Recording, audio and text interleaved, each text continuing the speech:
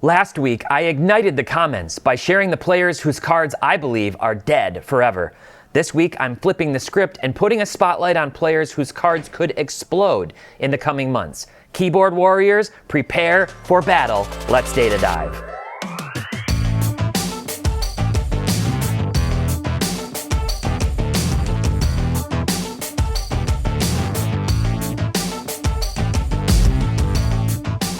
Hey everyone, welcome back to another Market Movers video. My name is Tyler Nethercott, better known as Teapot, and last week's video where I talked about players whose cards are on a dying trajectory has been very popular. So thanks to all of you who watched and commented on that video.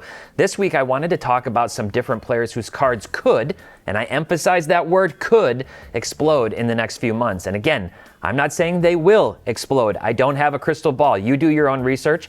Instead, what I'm really going to focus on this episode are the different factors that contribute to a player's cards going up this time of year, and then we'll look at some possible candidates for increases. All right, so last week I went football, basketball, baseball. This week, let's flip that sequence and start out with baseball, especially because we just got through the MLB All-Star game. I had a chance to go to that game with my two oldest boys. We had an absolute blast, in spite of the fact that, honestly, all the Tigers who made the game really couldn't have performed much worse.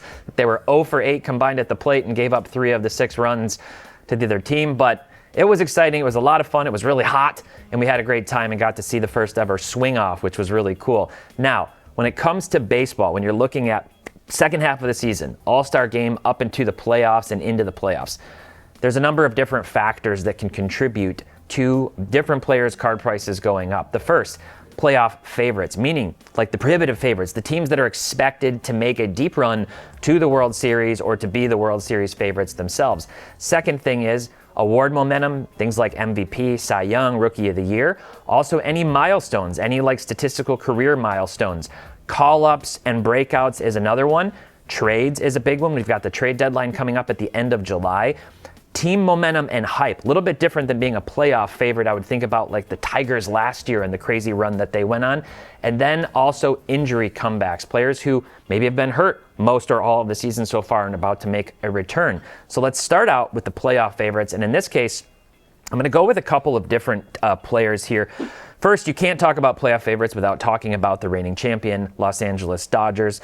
And the two most notable players who experienced changes last year, that's what I'm looking at right now, by the way, is their price trajectories from last year. I'm actually going to pull Harper off of this for a second, and we'll see Shohei Ohtani and Freddie Freeman last year. So this is July 16, 2024, up until the end of October.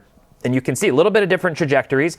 Ohtani obviously won MVP last year. He got the bump into the playoffs, and then he actually went down a little bit from that point toward the end of the playoffs when they won the World Series. Freeman was a totally different story. He had clutch hit, after clutch hit, many home runs, including that incredible, moment for the Dodgers last year, and then won World Series MVP. So his cards took a really big spike last year. I'm going to throw Harper back onto this, and then let's actually just look at the last 180 days and see what's been going on with these players' prices. Different kind of story. Ohtani, many of the high-end cards, Ohtani's high-end market, have been up drastically, like really drastically on a lot of cards. His Bowman Chrome rookie autos just seem to keep going up and up and up. A lot of his commodity cards, not so much. They haven't seen the same type of motion yet. If we're heading toward the playoffs and Ohtani's the favorite, plus being the MVP favorite in the NL, or at least one of the two right now, we'll talk about that in a moment, you got to think there's a potential that more of his commodity cards see another big boost like they did last year. If I go back again to that 365 days, he had this big run up on this, obviously like PSA 10 base rookie card. So you can see kind of the what can kind of happen with those cards. Bryce Harper's an interesting story because all of his value, he's won a couple MVPs. All of his value, though, really is like baked into the fact that he's got this like playoff charisma, this big time, big swing swagger. The Phillies are definitely in the mix. Kyle Schwarber just won, All-Star Game MVP and is having an incredible season. The Phillies are going to be really competitive. They're like the team, honestly, that probably nobody in the National League wants to play in a playoff series because when they get hot, nobody gets hotter than they do. Nobody. So Harper's another guy. He's kind of been hovering, a little bit flat, especially if I go over the last 90 days, for example. Okay, this card's up about 14%. He's not having a particularly great season this year. There's definitely that opportunity for Harper to have a big second half or to sort of like break out in the first series. Plus, if you're buying a player like him, he's got, I think, long-term staying power for quite a while. So the risk to me seems much lower on a player like Harper. You could pop this open and look at like the last 365 days.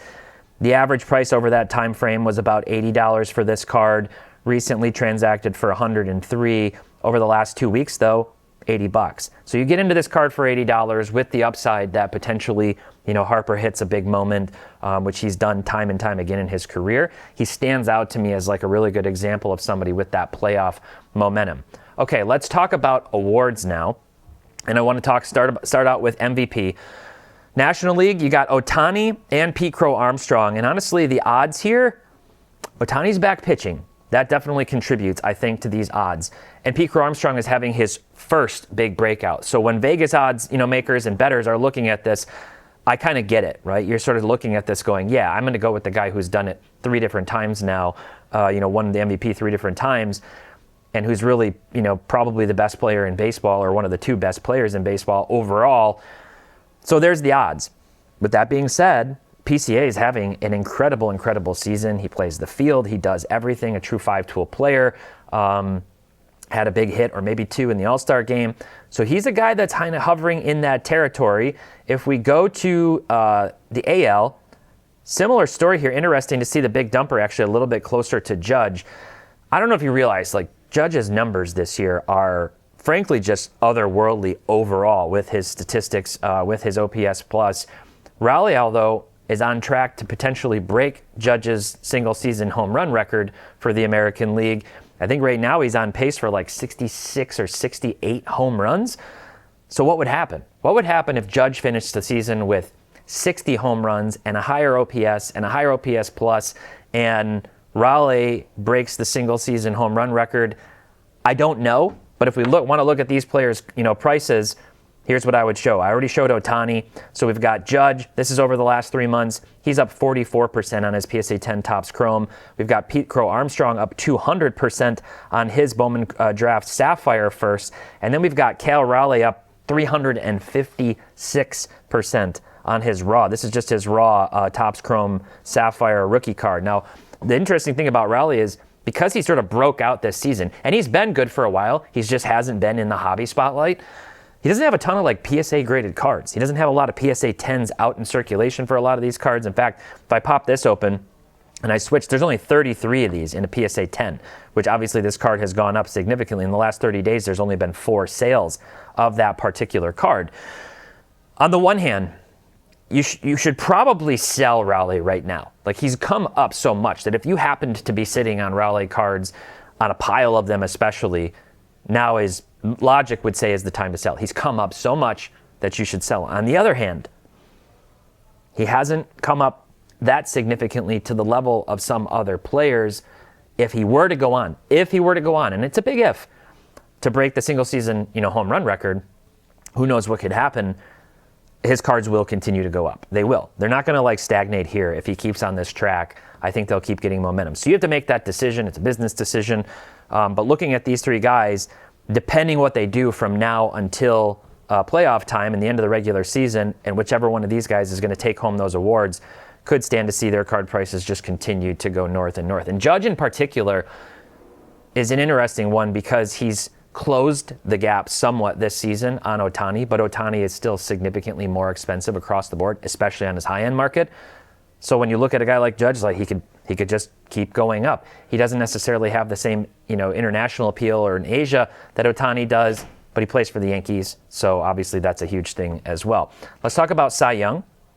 And the Cy Young Award right now, my guy Tarek Skubal, still the favorite right now. And again, I think this is similar to the situation with Ohtani over Pete Crow Armstrong, in that Skubal won it last year.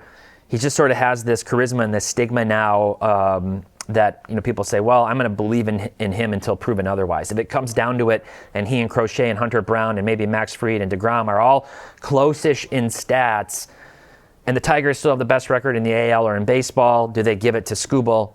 Probably, maybe. He's trying to do something that is really historic, that I think has only been done maybe 3 times historically. The last time was like 97, 98 by Roger Clemens, which would be winning the Triple Crown, completing the Triple Crown in baseball back-to-back years. Whether or not it will happen right now, he wouldn't. As of this particular moment, he wouldn't have it. But he's having a really good season. He did give up 4 runs in 5 innings last Friday against the Mariners, and he did give up 2 runs in the first inning of the All-Star game. Hopefully that's just a fluke. He's going to keep having a season. He's my favorite player in baseball right now.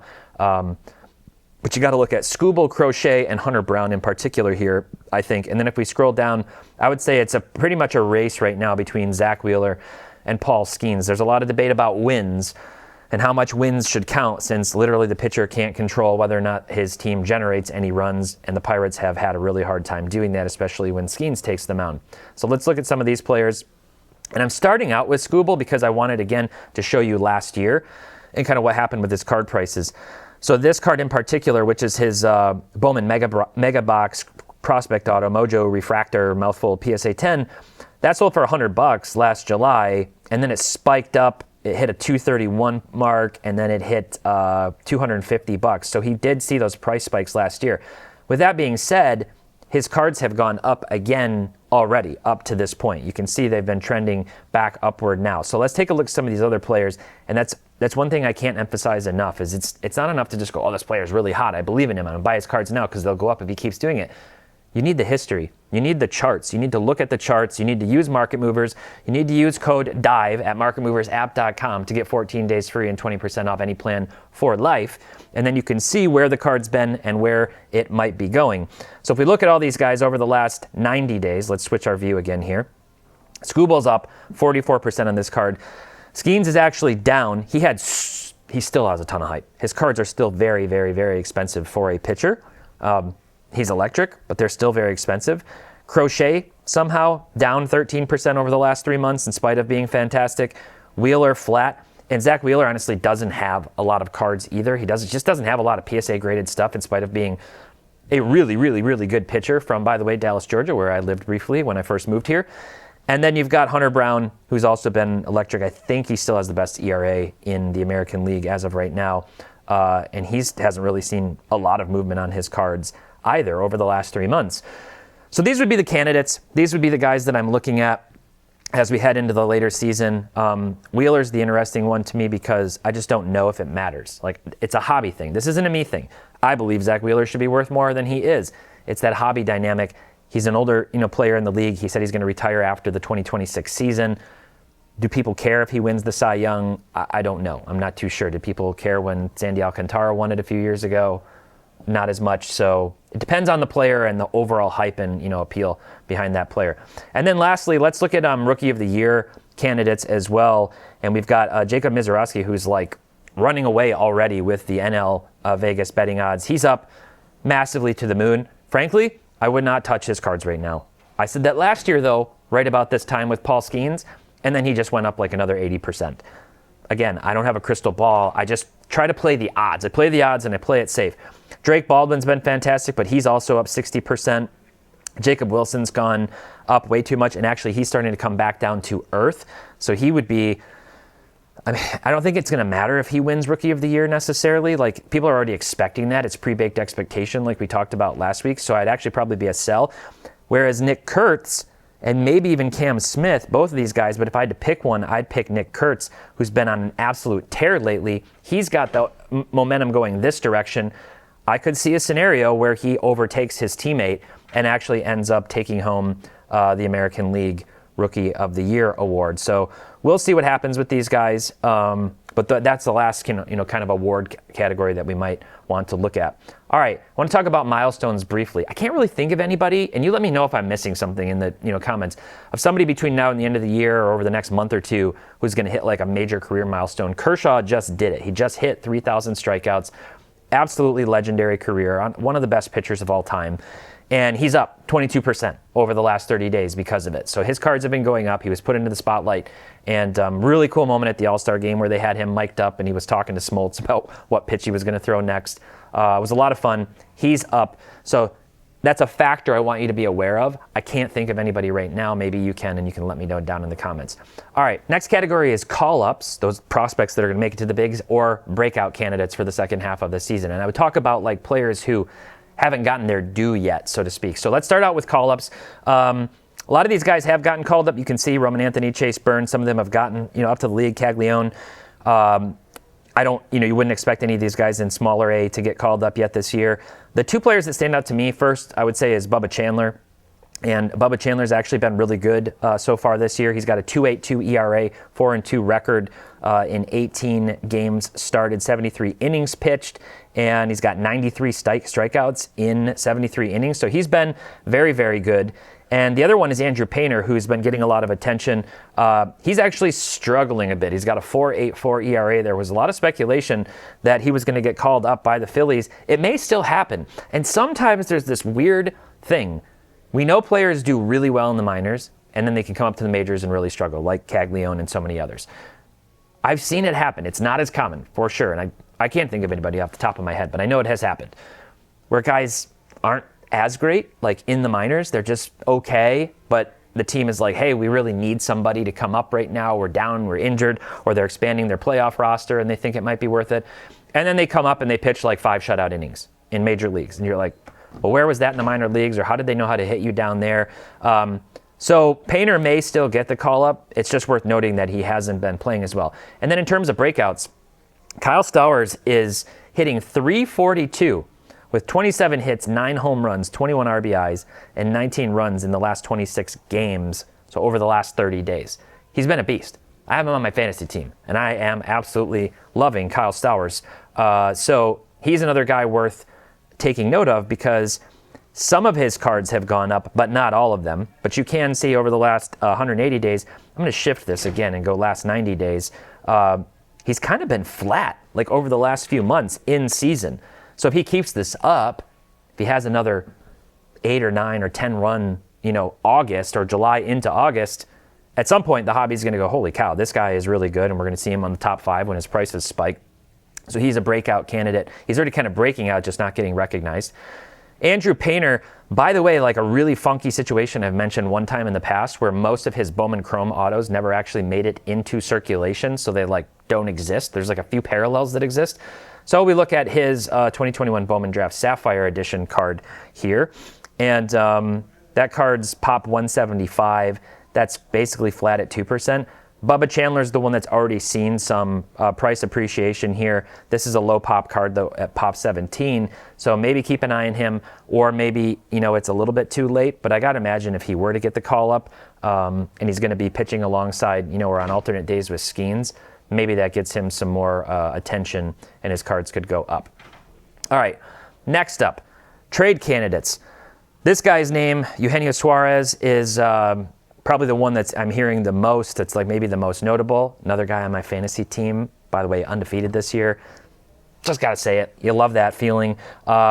He's been really, really, really good. I don't remember how many home runs he has. Let's actually take a look. Eugenio Suarez. And I'll just go to his stats real quickly. He's got 31 home runs before the All-Star break, and a 2.9 WAR, very real power, 142 OPS plus. So it's no surprise that there are no shortage of teams lining up to say, what would it take to bring him over and add some power pop and a third baseman at third base to our team. And by the way, he had an insane barehanded throw during the All-Star game that I didn't really know he had in his bag. It was absolutely incredible. So we got Suarez here.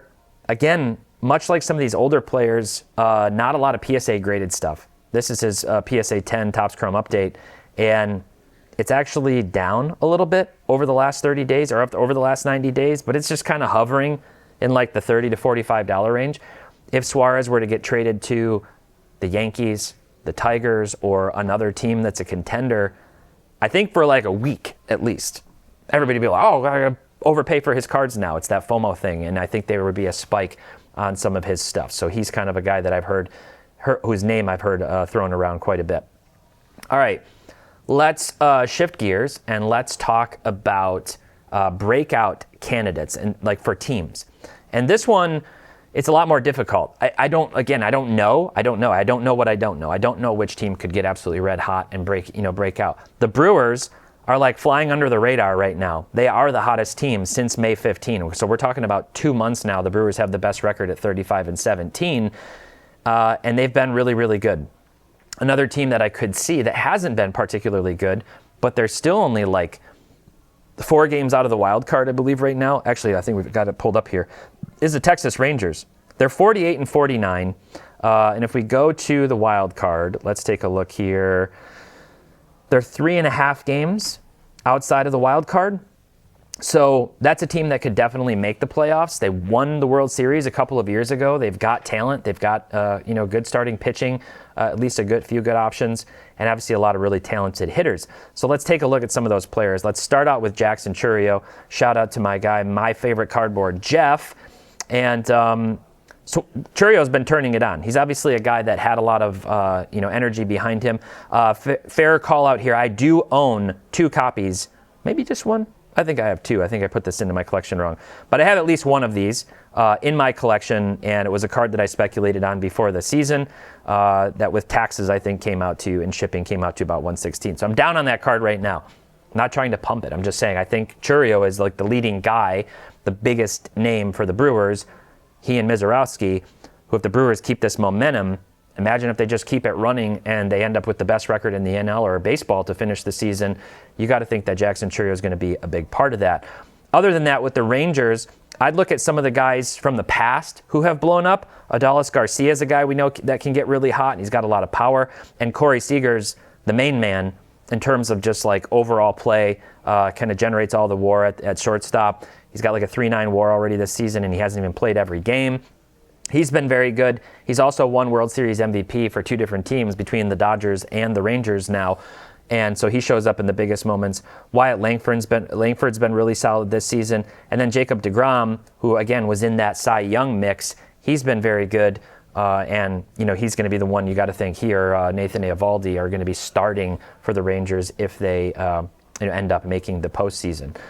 So those are some kind of ideas. Again, I'm not saying, I don't know if the Rangers might stink the rest of the year. Half the guys might get hurt, but like those are kind of the players that if you're holding on to them and they go on those big runs, several Tigers players last year saw their cards appreciate when they went on that magical run toward the playoffs. All right, so shifting gears here now, let's talk about, I'm going to go back to this actually because the Astros are the second hottest team.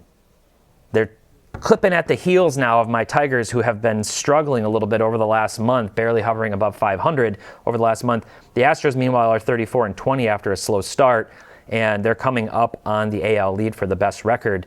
And they're doing it without a one Yordan Alvarez, who is anticipated to be back pretty soon, I think at least in the next 2 to 4 weeks or something. If Yordan comes back and just starts mashing like he's known to do, heading toward a big playoff push, his cards, which are actually down across the board between 10 and 20% on most cards over the last 3 months, could definitely see some new life. And then Bregman, obviously in the Astros jersey here, but now on the Red Sox, was playing like an MVP candidate. He was playing so well that the Red Sox just finally got fed up and shipped Devers off to San Francisco and said, hey, we're going to stick with Bregman. There have been some interesting rumors that if the Red Sox can't get an extension done with Bregman before the deadline, they might actually trade him. But they're 10-0 in their last 10 games. So it's hard for me to see a team that's in playoff contention with him coming back, just suddenly punting and saying, yeah, we're just going to trade this guy who we paid a whole bunch of money in the offseason. So these are guys that are coming back from injury that I think could suddenly get put back into the spotlight. So that's pretty much it for baseball. Those were the 7 tips. I'm going to shift gears now here, and we'll talk about football. All right, so football, there's a number of factors, specifically talking about this time of year, mid-July, going up and into the early part of the season. I'd look from now into the first 4 weeks of the regular season. First thing, camp buzz and preseason highlights. The next one is fantasy hype and relevance. Rookie debuts is the third one. Comeback stories would be the fourth thing that can contribute to price increases. The fifth would be young career buzz, these guys who are do or die. It's kind of like put up or shut up this season. Then we got to talk about depth chart movement, players who are moving up in the depth chart, especially at the quarterback position. And finally, players who would have a breakout start in weeks 1 to 4. So let's start out with the camp buzz and preseason highlights. And that's hard to say right now. We're not seeing a lot of that just yet. Obviously, the preseason hasn't started yet.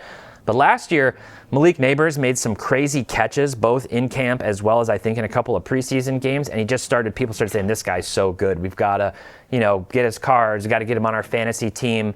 And so he developed a lot of energy behind him last year and a lot of hype into the spotlight. And you can see his card prices did in fact spike all the way up to Labor Day weekend. If you were looking back in July, this card in particular, which is his raw Bowman Chrome Prospect Auto First, was at $62 and it spiked up to $125. So it basically doubled in that time frame. That's what having highlight reel catches and other things can do for your cards. So what I'd want to know from you is who do you think is going to do that this year? It could be a rookie or it could be somebody else who's just moving up the ladder, so to speak, on team rosters. It tends to happen every year that somebody does something insane, and so we'll keep our eye out for this year's Malik Neighbors. All right, let's talk about fantasy and expectations here. I'm going to zoom this in. This is funny because we typically talk about quarterbacks within football cards, but there is a lot of life into the top positional players every year, and frankly too much money that typically doesn't sustain in the card market long term for a lot of those players. But here we see Ja'Marr Chase, Saquon Barkley, Bijan, Justin Jefferson, Jahmyr Gibbs, and then others down the list. So I just looked at those top 5 guys on the chart here to see what have their cards been doing over the last 6 months since the NFL season came to an end. Saquon's actually down 27%. We know he was very high. He had a really big run-up last year and then ultimately came back down to earth. Ja'Marr Chase had a huge year last year, moved up on people's lists past Justin Jefferson, who was the consensus number 1 receiver in fantasy last year. So he's at $175. He's actually up 13%. I'm looking at Justin Jefferson's select field level silver PSA 10. That one's up 45% actually over the last 6 months. So Jefferson's seeing some life. Jahmyr Gibbs down 14%. Lions did lose some offensive line pieces. They lost their offensive coordinator. We'll see. We'll see what happens. I love Gibbs. He's one of the most exciting running backs in football. And then finally, we've got Bijan Robinson, who's at $76 on his PSA 10 Prism Silver. He was really good. He finally had a good season last year. So of all these players, to me, he stands out to potentially have the most upside to get up into the $125 range potentially, at least on his Prism Silver PSA 10. But these are the big names. These are the ones that are going to have energy behind them. There might be people looking for these cards at the national of these players. I see a lot of their cards all over the place. So there's at least buzz in that regard. Whether or not they will actually deliver on those fantasy performances is the big wild card. But right now I would see them as buy low and sell high targets over the next 6 weeks. Okay, let's talk about rookie debuts. And overall, obviously, we can just look at the draft this year and talk about different players. But I think the 3 that probably stand out the most right now, Cam Ward, Ashton Jeanty, and Travis Hunter. So those are the most notable ones. I've got their Bowman, 2 of their Bowman Sapphires, and then I've got Hunter's Bowman Chrome Prospects Auto PSA 10 here. And over the last 6 months, all these guys' cards up. Ward the most, having been the number 1 draft pick and expected to start for the Titans. He's up 118% on this card. Jeanty's up 34% to $102. And then Travis Hunter's actually mostly flat, up 3% on this card. It's going to be really interesting to see what happens with Hunter. Of all these guys, Hunter actually strikes me as the one with the most potential to go irrationally high because he's projected to play both sides of the ball. He obviously needs to deliver and needs to show that he can do that. But Cam Ward is another quarterback. Those guys always get the love. Jeanty's really good. He was unbelievable in college. He's going to the Raiders. Do they have enough pieces to actually warrant, him? Will he actually be able to deliver? Even somebody like Bijan had a rough rookie year, didn't do what people thought he would do. So I wouldn't put too much stock into Jeanty necessarily. But if you're looking for those high-profile players right now, the rookie debuts, again, those top prospects, those top draft picks, I should say, are the ones that you would expect to get the most attention. All right, let's talk about comeback stories. And here are the odds, Vegas odds for comeback player of the year. Starting out most notably with my guy, Aiden Hutchinson for the Detroit Lions. He's expected to be back in full force. Last year he was having an absolutely fantastic season. I believe he was on pace. It was a short-lived season, unfortunately, but he was on pace for the single season sack record, and then he got hurt. for the rest of the season. I can't even think about that injury. It was disgusting. Don't Google it or YouTube it if you haven't seen it. Then we've got Dak Prescott and Christian McCaffrey, Trevor Lawrence, J.J. McCarthy, who obviously got injured last year, which led to Sam Darnold's emergence, which was pretty crazy. And then you kind of go down the list from there. So let's look at those top 4 players. Trevor Lawrence, he's up. He's hot again. T-Law's hot again. And I talked about him a little bit last week, as well as in many other videos. It is truly do or die, in my opinion, for Trevor Lawrence this season. He's got to have like a top 8 quarterback season this year, or I just think people start to sour. And the only thing that could probably bring him back is if he was moved out of that Jaguars organization to a more well-run, franchise where he can play under a better coach and maybe a better system. I don't know. Christian McCaffrey, obviously the injuries are a real concern. We know what he can do when he's healthy. He can do what pretty much most players can't do other than maybe Saquon Barkley. Like, those two guys are kind of in a league of their own in terms of their dynamism in the sport and when they're healthy and playing well, but he hasn't been able to stay healthy, and I'm really concerned about where his career goes from here, as well as just the Niners' overall situation in general. Dak Prescott, you got Joe Milton there, I guess, now, like backing him up, and people are already getting excited about him. This card's come down significantly just like over time. So that card's down 28% over the last 365 days. If Dak comes back, he is still playing for, quote unquote, America's team, the one that hasn't done anything in like 30 years. And, maybe he gets back up into this $175 to $200 range. So that's what I would expect from Dak if he were to come out really hot and have a good season. And then Aiden Hutchinson, I don't advocate for buying positional players, really, especially defensive players, for value purpose. For collection, go for it, 100%. Don't overpay. Be patient if you can, unless you've got to have the card. But if he comes out and he has, 7 sacks in the first 4 games, maybe we're talking about, some significant price movement on his cards, potentially. That card peaked out, it looks like, at $100. So is there a lot of room there? I don't necessarily know that I would say there is. All right.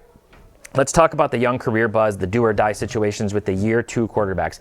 There is one thing that is certain in football cards, and that is that every single year that we go in with a second year crop of quarterbacks, there's like renewed optimism. There's always the first year hype, and their cards come out way too expensive, and then they come back down. But every one of those quarterbacks who is playing or slated to play has crazy buzz, pre-baked expectation, and way too much hype in general around them. And so we expect that from all these guys right now. We got Bo Nix at $450. We got Caleb Williams at $701. Drake May at $490. Jaden Daniels all the way up at $1250. We've got J.J. McCarthy, who hasn't played a snap yet in a professional league, at $405. And Michael Penix at $370, which I believe has gone up. It's got to have gone up. Because, I looked at this a couple weeks ago. Yeah, he's already seen some movement. So actually, this is when I was saying I thought I might buy him, and it looks like he's gone up some since then. So different situations here. Parker from my data team is very high on J.J. McCarthy, and he is more high on the situation that McCarthy has with weapons and the coaching system, and believes that because Sam Darnold was able to resuscitate his career last year, that J.J. McCarthy should be able to be successful with the weapons and pieces that he has in Minnesota. I'm not as sold. You never even got to see the guy really throw the football in college. Jim Harbaugh said all the nicest things in the world about him. He seemed to have good reads and good accuracy. Does he have a big league arm? I don't know. They ran the ball all the time and played defense at Michigan when they won that national championship. It wasn't the J.J. McCarthy show. I don't know what to say about that. If I had to pick one player here from this list at the current price point, for me it would be Bo Nix.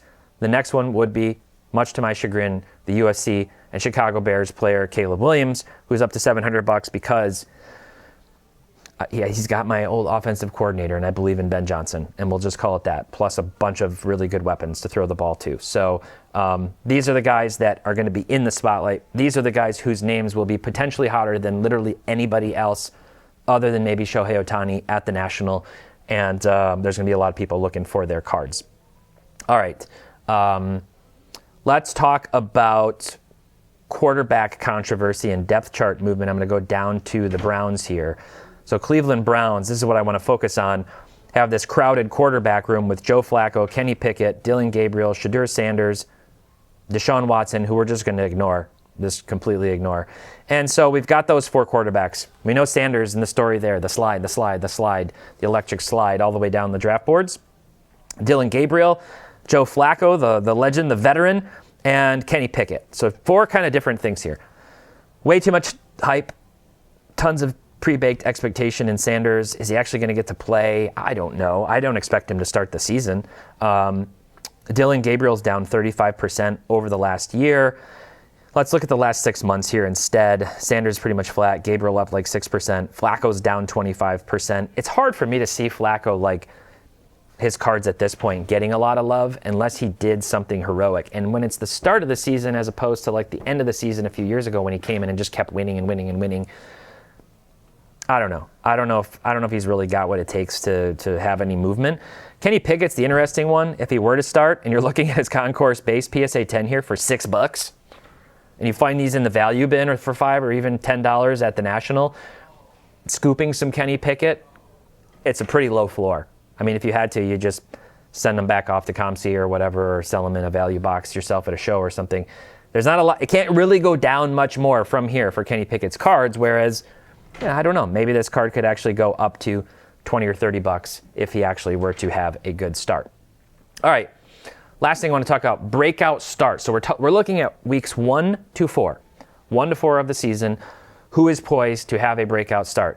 And I want to look at how Bryce Young finished last season. After he got benched early in the season, came back, he finished the season, these last 3 games, with 7 touchdowns, no interceptions, really strong passer rating, QBR, so 3 rushing touchdowns in those same games. So you're looking at 10 touchdowns in 3 games and really good rating, really good completion percentage, no interceptions, no turnovers. Not the craziest competition against Atlanta, Tampa, and Arizona. Tampa was good, obviously very good last year. But he finished strong. And if you look at the schedule now for the Panthers, let me zoom this in, to start the season, they start out with the Jaguars. Kind of a big matchup there. Neither team expected to be particularly good this season, at least not from my view or Vegas' view. But Bryce Young against Trevor Lawrence, and then he's got the Cardinals, both games on the road, at home against the Panthers, on the road against the Patriots. Not particularly scary. And then the Dolphins. So, like, if you're looking at the schedule, it's not like it's, Bills, Chiefs, Lions, Commanders to start the season or something along those lines. Like, this is a very winnable, at least to win a couple of these games. If he comes out and plays really well and efficiently, I do think that type of an early start for somebody that people believed in so much a few years ago could really help his card prices. The other player I want to talk about is Justin Fields, because he was one of the guys viscerally mentioned the most in last week's video's comments, because I said the ship has sailed on Justin Fields. And a lot of people said, you lost me when you said it was over for the Jets starting quarterback. Well, let's look at the Jets schedule. Steelers, good defense, always a good defense, always gritty and tough. Starting out against the team that he got benched with last year for Russell Wilson. Bills, Bucks, and then Dolphins on the road, by the way. And the Jets don't do well in South Beach. So much tougher start to the season, I would say, overall, especially these 3 games. And then going on the road to Miami. Sorry, Jets fans. I know it's been miserable for you. An 0-4 start is not out of the realm of possibility. And if it does, Justin Fields' cards are not going to be going up in value. So that's what I would say about Justin Fields. So we look at these 2. They've kind of coalesced into a similar data point a little bit. Fields at 150, although he was on his last sale at 168. Bryce Young's at 215. I think these would be on very different trajectories once the season starts and we get through week 4. And if any of you want to follow up on that and check back, you let me know whether or not I was right or whether or not I was right. All right, let's switch over finally to basketball. And let's talk about the factors first that can impact basketball middle of the summer up until early into the season. Summer League standouts. Summer League. People go crazy for Summer League. Secondly, the most improved buzz, like early season big performances, for players who start the season hot. Trades and contract extensions. Top tier expectations. So like players who go from like top 30 or even top 20 into the top 10 category, who move into that top all-NBA first team candidate like echelon. Those players could see some life. Players returning from injury, teams with big expectations or narrative shifts and investing into that narrative, and finally the sophomore breakout piece. So starting out here with Summer League stats, you can go to NBA.com and you can click on Summer League and you can actually see the Summer League statistics. Anytime there's like Summer League, preseason, all this stuff, every mainstream sports website, ESPN, Yahoo, whatever you like to use, they always make it impossible or don't actually have the stats anywhere. Like you can look at the box score, maybe, but then you can't actually sort on the stats. Whereas if you go to the like league official sites like MLB.com, NBA.com, NFL.com, usually you can get those statistics. Kyle Filipowski's been fantastic with 29.3 points per game in 3 games so far. And so you could kind of use this just to see as Summer League plays out, you know, who's playing really well. But if you've been speculating on any of these players with like their Bowman cards or maybe rookie cards from last year, those are the ones that typically see some price appreciation. So I'm looking at a few guys in particular that are going to be sophomores now.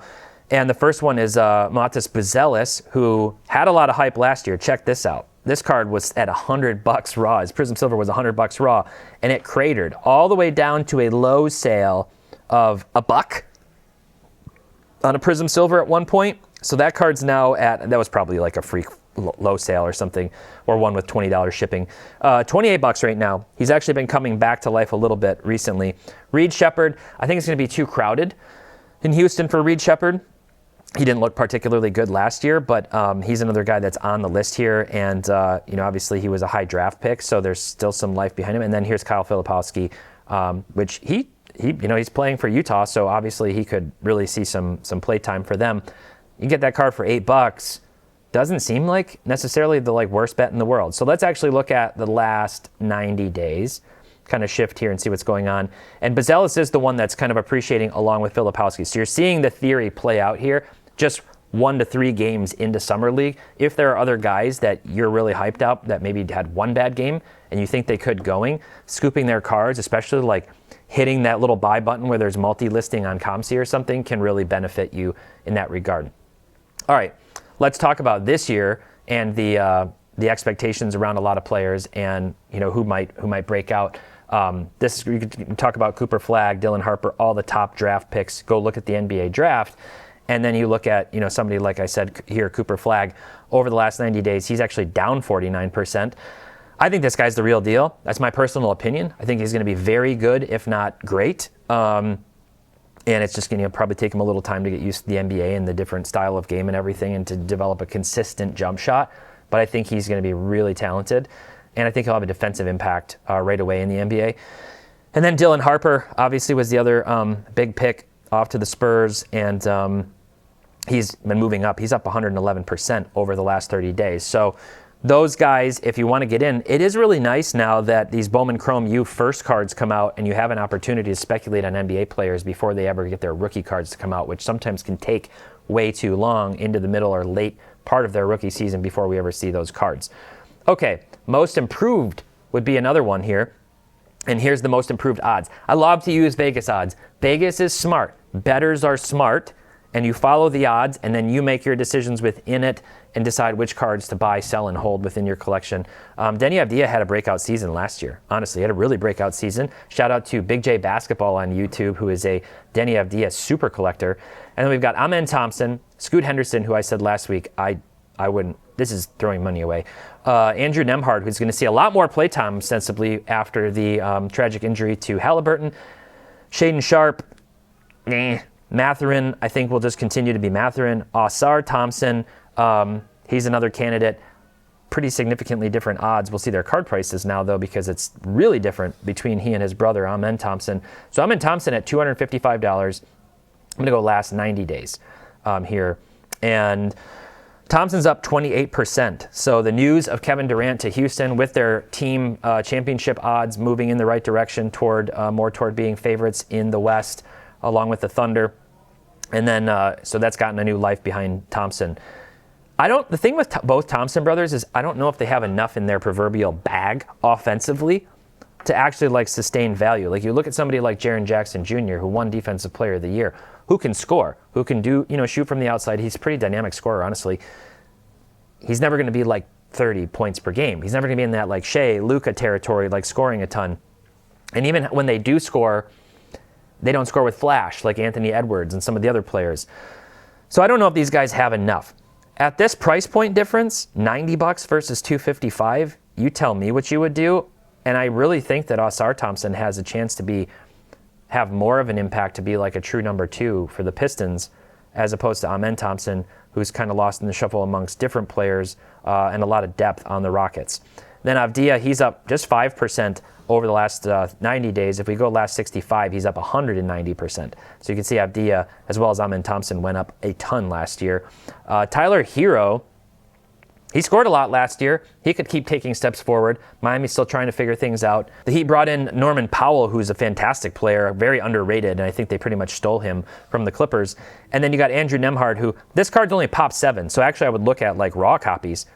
You can go scoop raw copies of his Prism Silver for $4. I mean, this card's got to go up, right? Like hover into the at least $15 to $20 range if he comes out and he's playing really well for the Pacers. I don't know. I don't have the crystal ball. You make that decision. Okay, let's shift over and let's talk about trades and contract extensions. And I'll point something out here. Devin Booker just got the most insane 2-year, like 150, 160 million. It was like 70 or 80 million a year for 2 years extension with the Suns. Didn't really help his card prices. He's up 11%. If we look at the last 30 days, maybe it did. He's up 29% in the last 30 days, so maybe it did temporarily help his prices.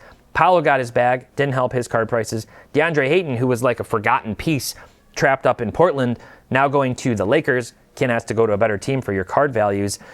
He's up. He's been on our top 5. He's been up massively. Still only $58 for his PSA 10, but he's up 218% on that card.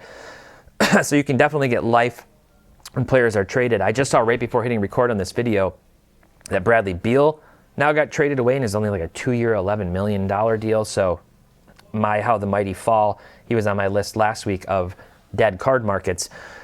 The one player that stands out to me right now who's looking for a big contract extension, and I think it's going to happen, you got to imagine it's going to happen, is Luka.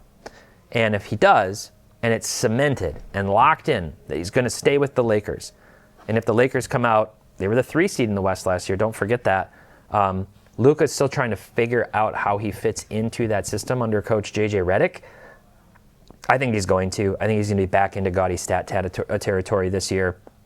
Personally, I think they're going to get a contract extension. And Luka's a guy that I'm considering putting some money back into before the season, potentially between now and the National in a few weeks, to start trying to scoop some of his cards. I think he's going to see some more bumps. He was even up. I mean, you saw what happened when he got traded to the Lakers. This card, PSA 10, was up to $290. Now it's down to $180. I think going back up to $240, $250 isn't unreasonable to expect. All right, let's talk about players with top-tier expectations. 2 former number 1 draft picks, overall draft picks here. Cade Cunningham, 2021, Victor Wembanyama, 2023. Wemby fits into 2 categories, top-tier expectations as well as coming back from injury, which we'll talk about in a moment. If I start with Wemby, we know. He's got more expectation than any NBA player since Zion Williamson, and probably even more than Zion ever had, realistically, because he's just such a unicorn, such a freak in terms of his body composition and what he can do. So he comes back, he starts playing well. Look at where this card was last year. It was over $1,000 for his Prism Silver, and now it's down to $750.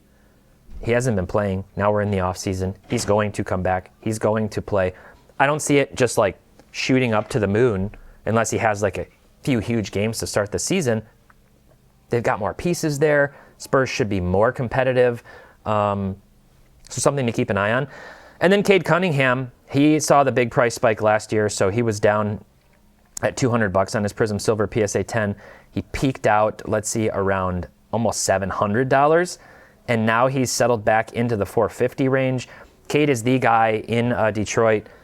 I've become more and more sold on Cade. He took a lot of big steps forward last year. I still want to see him get the turnovers down and slightly improve his shooting percentage. But he is the clear de facto leader now, and that's what he's needed to do, is step up and be the clear leader on the Pistons. They had a huge turnaround season.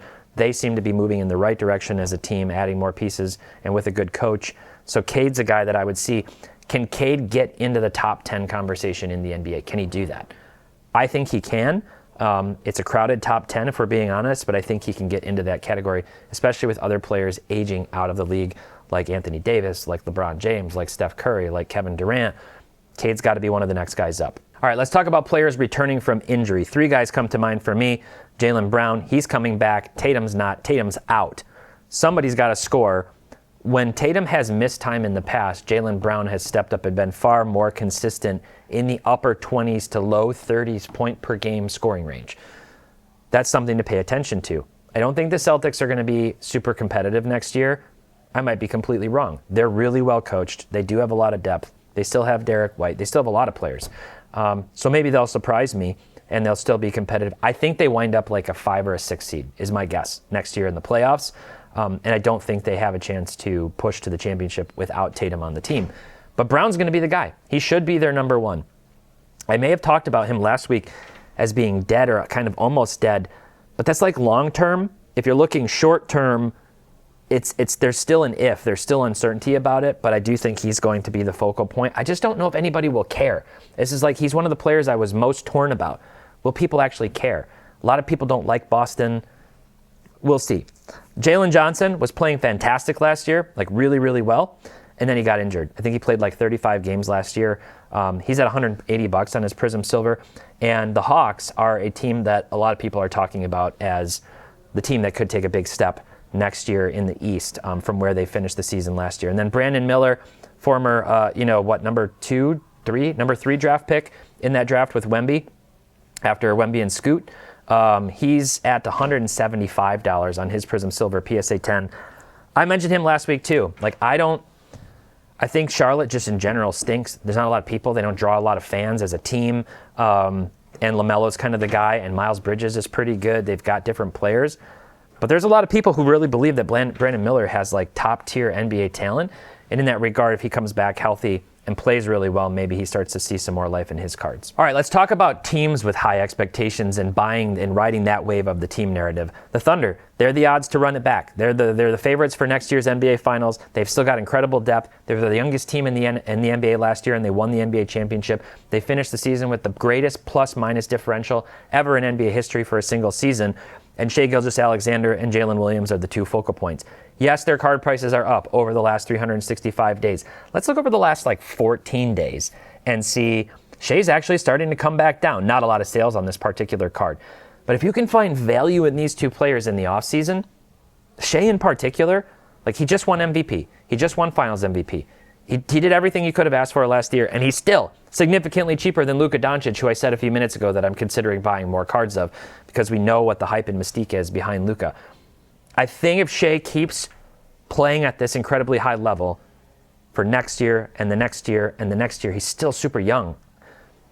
Eventually, it's going to catch up with him.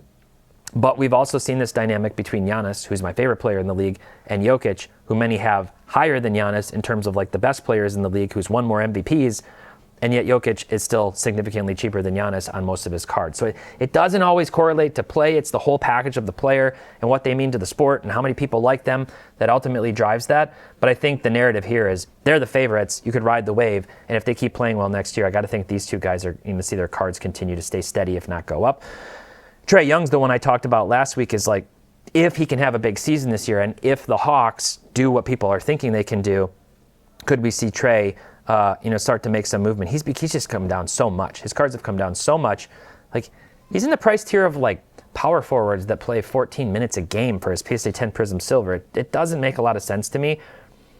I'm trying to talk myself out of buying more Trae Young cards. I have one of his Optic Hollows, I think BGS 9.5 at home.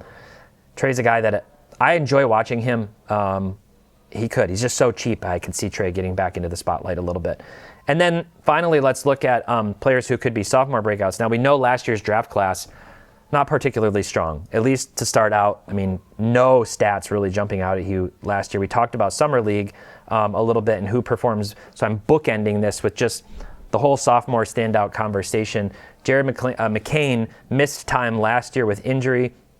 Stephon Castle's a guy that I hear his name mentioned more than any other player in this particular draft. And then you've got Sarr and Riza Shea. So let's go look at their card prices. Way down from that early release on the raw Prism Silvers when everything comes out nuclear high. But you're talking about $40 for Castle, $28 for McCain, $15 for Riza Shea, and $10 for Sarr. If you believe in any of those guys, or some of the ones like we saw with Filipowski and others, that they could take another step forward this year. Could be interesting buys. I wouldn't go spending like mountains of money on very expensive cards for them, but getting in on these like Prism Silvers and other things that are commodity cards for low value or low price, maybe not such a bad idea. Okay, man, that was a lot. You stuck with me through another long video for those of you who are still here, and I really appreciate it. I hope you enjoy this. These data dives are always, these are back to my roots. This is how this channel was started. We're going to keep doing videos about entertainment and you know, education, but I love getting into the data. And if you want to do the same thing and get your hands on data like this, go to marketmoversapp.com, use code DIVE, get 20% off any plan for life and 14 days completely free just to try it out. We got the web app, we got the mobile app, we got some really big changes coming soon that I think you're going to love. All right, until next time, happy investing, keep on collecting, and make sure to have fun.